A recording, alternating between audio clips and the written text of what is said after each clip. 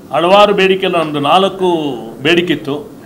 ಮೊದಲನೇದಾಗಿ border check post, ಅದು ಭಾಳ ದೊಡ್ಡ ಮನಸ್ಸಿಂದ ಕೂಡಲೇ 3 ತಿಂಗಳ ಒಳಗಡೆ ಅದನ್ನು ಸ್ಟಡಿ ಮಾಡಿ ನಿರ್ರಾಜ್ಯಗಳಿಗೆ ಯಾವ ಥರ ಇದೆಯೋ ಅವರು ಸ್ಟೇಟಲ್ಲಿ ಹೋಗಿ ಸ್ಟಡಿ ಮಾಡಿ ಆಫೀಸರ್ಸು ಯಾವ ಥರ ಕಲೆಕ್ಟ್ ಮಾಡಬೇಕು, ಯಾವ ಥರ ಸಿಸ್ಟಮ್ನ ಅಡಾಪ್ಟ್ ಮಾಡಬೇಕು ಹಂಗಂಬೋ ಸಬ್ಜೆಕ್ಟ್ನ ಹೇಳಿದ್ದಾರೆ. ಅದರಿಂದ ನಮಗೆ ಭಾಳ ದೊಡ್ಡ ಸಂತೋಷ ಆಗಿದೆ. ಅಟ್ಲೀಸ್ಟು 20-25 ವರ್ಷ ಕಾಲ ಇದ್ದದ್ದು ಈ 3 ತಿಂಗಳ ಒಳಗಡೆ ನೋಡಿ ಅದು ನಮ್ಗೆ ಅನುಕೂಲ ಮಾಡ್ತಿತ್ತು ಹೇಳಿದ್ದಾರೆ. ಅದರಿಂದ ಮೊದಲನೇ ಪಾಯಿಂಟು.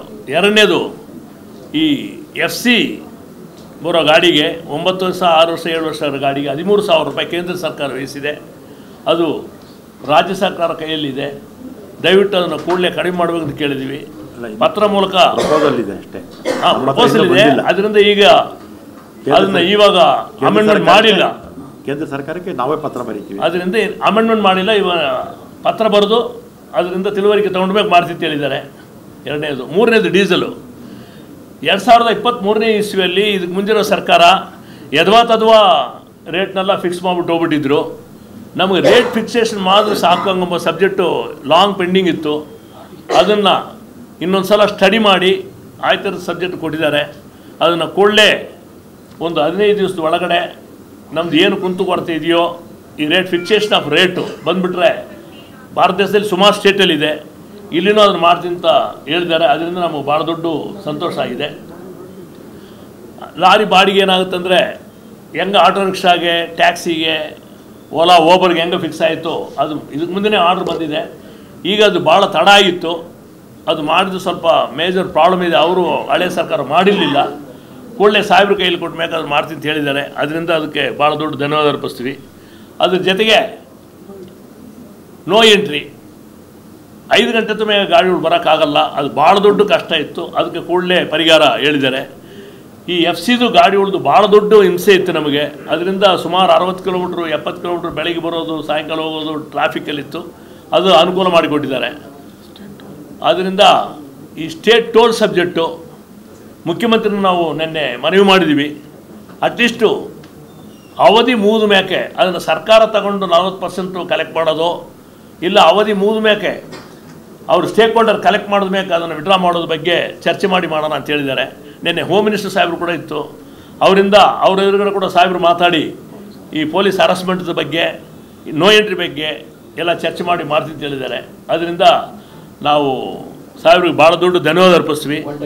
4 ಸೈಡ್ ಅದೇ. ಈಗ ಇನ್ನೊಂದು ಭಾಳ ಅನುಕೂಲವಾದ ಸಬ್ಜೆಕ್ಟ್ ಏನಂದರೆ 20,000 25,000 30,000 15 ವರ್ಷ ಕಾಲವಾಗಿ ಯಾರು ಮಾಡಿದಂಗಿರೋ ಕೆಲಸ ಅದು ಆ DSA ಕೇಸು. ಅದರಿಂದ ಒಂದೊಂದು ತಿಂಗಳು 2 ತಿಂಗಳು 3 ತಿಂಗಳು ಗಾಡಿ ನಿಂತ್ಕೊಂಡ್ಬಿಡುತ್ತೆ.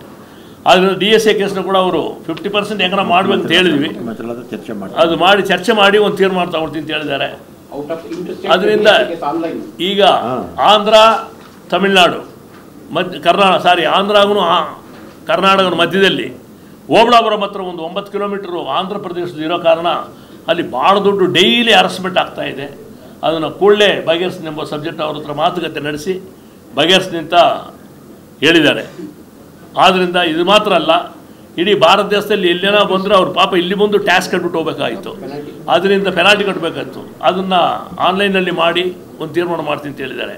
ಇಂಪಾರ್ಟೆಂಟಾಗಿ ಡಬ್ರೀಸು ಮಳೆ ಬಂದರೆ ಸಾಕು ಬೆಂಗಳೂರು ನಗರನೇ ತುಂಬ್ಕೊಂಡ್ಬಿಡುತ್ತೆ. ಅದಕ್ಕೆ ಕಾರಣ ನಾವಲ್ಲ, 30,000 ಟ್ರಾಕ್ಟ್ರು ಇಲ್ಲೀಗಲಾಗಿ ಬಂದು ಇಲ್ಲಿ ಮಾಡ್ತಾಯಿದ್ದಾರೆ. ಇದು ಹಲವಾರು ಸರ್ಕಾರ ಕೇಳಿದ್ದೀವಿ.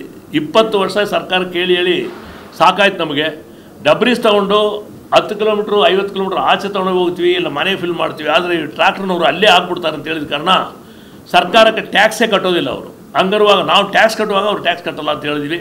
ಅದನ್ನು ಕೂಡಲೇ ಸಾಹೇಬರು ಆ್ಯಕ್ಷನ್ ತೊಗೊಳ್ಳಿ ಅಂತ ಹೇಳಿದ್ದಾರೆ. ಅದರಿಂದ ನಾವು ಇಡೀ ಸ್ಟೇಟ್ ಡಿಸ್ಟಿಕ್ ತಾಲೂಕಿಂದ ಎಲ್ಲ ಬಂದಿದ್ದಾರೆ ಅವ್ರ ಪರವಾಗಿನೂ. ಅದೇ ಥರ ಸೆಕ್ರೆಟರಿ ಸಾಹೇಬೆ, ಆಯುಕ್ತರಿಗೆ, ಎಲ್ಲರಿಗೆ ಭಾಳ ದೊಡ್ಡ ಧನ್ಯವಾದ ಅರ್ಪಿಸ್ತೀವಿ. ಅದೇ ಥರ ಮಲ್ಲಿಕಾರ್ಜುನ ಸಾಹೇಬರಿಗೆ, ಉಮಾಶಂಕರ್ ಸಾಹೇಬ್ರಿಗೆ, ಎಲ್ಲರಿಗೆ ಇದು ಸಬ್ಜೆಕ್ಟ್ ಮಾಡಿದ ಕಾರಣ ಭಾಳ ದೊಡ್ಡ ಸಂತೋಷ ಆಗಿದೆ. ಡೀಸೆಲ್ಗೆ ಒಂದೇ ಆಲ್ಟರ್ನೇಟ್. ಡೀಸೆಲ್ ಹೈಕ್ ಆದರೆ ನಾವು ಬೇಡ ಅಂತ ಹೇಳಿಲ್ಲ, ನಮಗೆ ರೇಟ್ ಫಿಕ್ಸ್ ಮಾಡಬೇಕು. ಇದು ಭಾಳ ದಿನ ಪೆಂಡಿಂಗ್ ಇತ್ತು, ಬೇರೆ ಸ್ಟೇಟಲ್ಲೇ ಮಾಡಿದರು. ಕೂಡಲೇ ಅದನ್ನು ಚರ್ಚೆ ಮಾಡಿ ಒಂದು 15 ಡೇಸ್ ಒಳಗಡೆ ತೀರ್ಮಾನ ತಗೊಳ್ತೀನಿ ಅಂತ ಹೇಳಿದರೆ ಡೀಸೆಲ್ಗೆ ಆಲ್ಟ್ರು ರೇಟ್ ಕೊಟ್ಟಿದ್ದಾರೆ. ಅದರಿಂದ ಅದ್ರ ಬಗ್ಗೆ ನಮಗೆ ತೊಂದರೆ ಇಲ್ಲ ಇನ್ನು. ಆದ್ದರಿಂದ ಸರ್ಕಾರಕ್ಕೆ ಭಾಳ ದೊಡ್ಡ ಧನ್ಯವಾದ ಅರ್ಪಿಸ್ತೀವಿ. ಮುಷ್ಕರ ಇವತ್ತಿಂದನೇ ಈ ಟೈಮಿಂದನೇ ವಾಪಸ್ ತೊಗೊಳ್ತೀವಿ. ಮುಷ್ಕರಕ್ಕೆ ಕೈ ಜೋಡಿಸಿದ್ರು ಎಲ್ಲರಿಗೆ, ಇಂಪಾರ್ಟೆಂಟ್ ಆಗಿ ಪ್ರಿಂಟ್ ಆ್ಯಂಡ್ ಮೀಡಿಯಾದವ್ರಿಗೆ ಭಾಳ ದೊಡ್ಡ ಧನ್ಯವಾದ.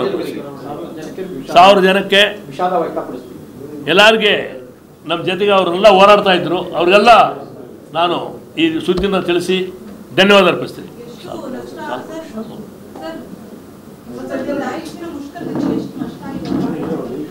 ಒಂದು ದಿನಕ್ಕೆ 4,500 ಕೋಟಿ ಎಸ್ಟಿಮೇಟ್ ಪ್ರಕಾರ ಆಗಿದೆ. ಡೀಸೆಲ್ ಲಾಸ್ ಆಗಿದೆ.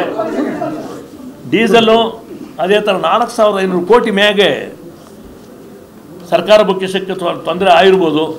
ಅದನ್ನು ಸಂಸ್ಬೇಕು ಅಂತ ನಾನು ರಾಜ್ಯ ಸರ್ಕಾರನ ಕಳಕಳಿ ಮನವಿ ಮಾಡಿಕೊಡ್ತಾ ಇದ್ದೀನಿ. ಮಾನ್ಯ ಮುಖ್ಯಮಂತ್ರಿಗಳು ನಮಗೆ 2 ಗಂಟೆ ಕಾಲ ಚರ್ಚೆ ಮಾಡೋದು. ಅದೇ ಥರ ಸಾಹೇಬರಂತೂ 3ನೇ ಸುತ್ತು ಮಾತುಕತೆಗೆ ನಮ್ಮನ್ನು ಒಳ್ಳೆ ಈ ಪರಿಸ್ಥಿತಿ ಮಾಡಿದೆ. ಇದು ಮಾತ್ರ ಅಲ್ಲ, ಇಡೀ ರಾಜ್ಯಕ್ಕೆ ರಾಷ್ಟ್ರಕ್ಕೆ ಇವರು ಮಾಡೋ ಕೊಡುಗೆ ಭಾಳ ದೊಡ್ಡದಿದೆ. ಅದು ಓದ್ರದ ಲೈಸೆನ್ಸ್ ಅಂತ ಹೇಳಿದ್ರು, ಅದು ನೆಸಿಟಿ ಇಲ್ಲ ಅಂತೇಳಿ ಇವರೇ ಹತ್ರ ಇದ್ದು ಕೇಂದ್ರ ಸರ್ಕಾರದ ಹತ್ರ ಹೋರಾಡಿ 8th ಸ್ಟ್ಯಾಂಡರ್ಡ್ ಓದಬೇಕಾದ್ರೆ ನೆಸಿಟಿ ಇಲ್ಲ, ಅವ್ರಿಗೆ ಲೈಸೆನ್ಸ್ ಕೊಡು ಅಂತ ಹೇಳ್ಬಿಟ್ಟು ಮಾಡಿದ್ರು. 1,50,000 ನ್ಯಾಷನಲ್ ಪರ್ಮಿಟ್ ಇತ್ತು. ಅದನ್ನು ಭಾಳ ಹೋರಾಟ ಮಾಡಿ ನಮ್ಮ ಜೊತೆಗೆ ಕೈ ಜೋಡಿಸಿ ಬರೀ 15,000 ಕಟ್ಟಿದ್ರೆ ಕನ್ಯಾಕುಮಾರಿಯಿಂದ ಕಾಶ್ಮೀರ ತನಕ ಹೋಗೋಣ ಎಂಬ ಸಬ್ಜೆಕ್ಟ್ ಮಾಡಿದ್ರು. ಪಾಪ ಚಿಕ್ಕ ಲಾರಿ ಮಾಲೀಕರಿಗೆ, ಮೀಡಿಯಂ ವೆಹಿಕಲ್ನರಿಗೆ ಲೈಫ್ ಟ್ಯಾಕ್ಸ್ ಹಾಕ್ಬಿಟ್ಟಿದ್ರು. ಅದನ್ನು ರೆಗ್ಯುಲರ್ ಟ್ಯಾಕ್ಸ್ ಮಾಡಿದ್ರು. ಆ ಕೊಡುಗೆಲ್ಲ ನಾವು ಜೀವಮಾನದಲ್ಲಿ ಲಾರಿ ಮಾಲೀಕರು ನಾವು ಮರೆಯೋಕ್ಕಾಗಲ್ಲ. Speed governor subject all over ಇಂಡಿಯಾದಲ್ಲಿ ಇದೆ. ಇದ್ರೂ ಅದನ್ನು ಸ್ಟಡಿ ಮಾಡಿ ನಾವು ಬೇಕಂತೇಳಿ ತಕ್ಷಣ ಅದನ್ನು ಅಳವಡಿಸಿದ್ರು. ಕೆಲವು ರಾಜ್ಯದಲ್ಲಿ ರಿಫ್ಲೆಕ್ಟರ್ ಆಗಲಿ, ಈ ಪ್ಯಾನಿಕ್ ಬಟನು ಹಲವಾರು ರಾಜ್ಯದಲ್ಲಿ 2-3 ಜನ ಇದ್ದಾರೆ. ಇಲ್ಲಿ 13 ಜನನ ನಾವು ರಿಕ್ವೆಸ್ಟ್ ಮಾಡಿದ ತಕ್ಷಣ 13 ಜನನ್ನ ಮಾಡ್ಬೋದು ಪ್ಯಾನಿಕ್ ಬಟನ್ ಹಂಗಂಬ ಸಬ್ಜೆಕ್ಟ್ ಹೇಳಿದ್ರು. ಅದ್ರ ಮೇಲೆ ಕೂಡ ನಾವು ಪ್ಯಾಸೆಂಜರ್ ವೆಹಿಕಲ್ಗೆ ಧನ್ಯವಾದ ಅರ್ಪಿಸ್ತೀವಿ. ಇದ್ರ ಜೊತೆಗೆ ಸಾಹೇಬರು ದಯವಿಟ್ಟು ಈ ನಾಗಾಲ್ಯಾಂಡ್ ಗಾಡಿಗಳು, ಬಸ್ಸುಗಳು ಅವಕ್ಕೆಲ್ಲ 20,000-30,000 ನಿರ್ರಾಜ್ಯದಲ್ಲಿ ಟ್ಯಾಕ್ಸ್ ಇದೆ. ಇಲ್ಲಿ 2 ಲಕ್ಷ ಇದೆ. ಅದನ್ನು ಒಂದು 50% ಮಾಡಿಬಿಟ್ರೆ ಅವರು ಕೂಡ ಭಾಳ ದುಡ್ಡು ಅನುಕೂಲ ಆಗುತ್ತೆ ಅಂತ ಮನವಿ ಮಾಡ್ತಾ ಇದ್ದೀವಿ. ಅದಕ್ಕೆ ಮುಂದೆ ಒಂದು DL ರಿನ್ಯೂವಲ್ ಮಾಡಬೇಕಂದ್ರೆ 400 ಕಿಲೋಮೀಟ್ರ್ 500 ಕಿಲೋಮೀಟ್ರ್ ಹೋಗ್ಬೇಕಾಯ್ತು. ಸಾರಿಗೆ ಆಯುಕ್ತರ ಜೊತೆಗೆ ಸಾಹೇಬರು ಡಿಸ್ಕಸ್ ಮಾಡಿ ಈಗ 100 ಕಿಲೋಮೀಟ್ರ್ ಮ್ಯಾಗ ಎಲ್ಲೆಲ್ಲಿ RTO ಆಫೀಸ್ ಇದೆ, ಎಲ್ಲೆಲ್ಲಿ ಕೇಂದ್ರ ಇದೆ, ಅಲ್ಲೇ ಮಾಡ್ಬೋದು ಅಂತ ಆರ್ಡರ್ ಮಾಡಿದ್ದಾರೆ. ಅದರಿಂದ ಇದು ಭಾಳ ದೊಡ್ಡ ಧನ್ಯವಾದ. ಬೆಂಗಳೂರಿನ ಸಮಗ್ರ ಸುದ್ದಿಗಾಗಿ ನೋಡಿ ಕರ್ನಾಟಕ ಟಿವಿ ಬೆಂಗಳೂರು.